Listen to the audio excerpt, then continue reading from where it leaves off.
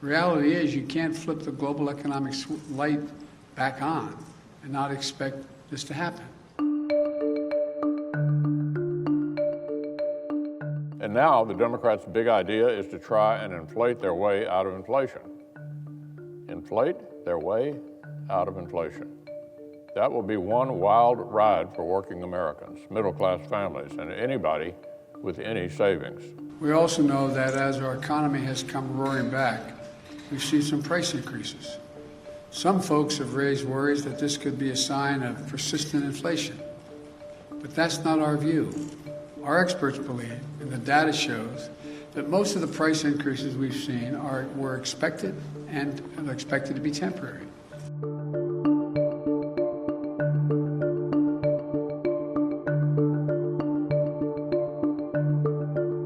What are your thoughts, and how can I explain this to my constituents, around this level of inflation in these smaller groups of goods and services? What should we be watching? And if you could, again, in plain English, what's the Fed doing in terms of this temporary or what might be called transitory inflation? It's just a perfect storm of high demand and low supply, and it should pass. Unless we think there's going to be a multi-year, many-year shortage of used cars in the United States, we should look at this as temporary. And we very much think that it is.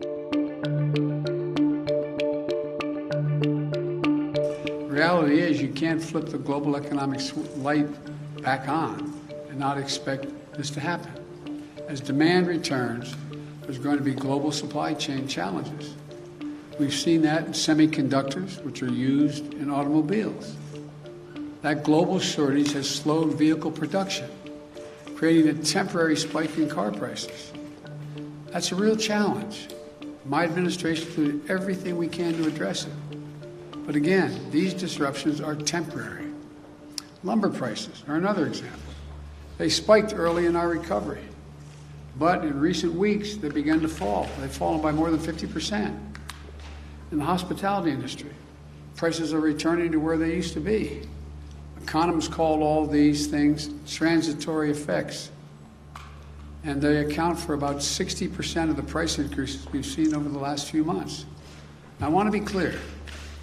My administration understands that if we were to ever experience unchecked inflation over the long term, that would pose a real challenge to our economy.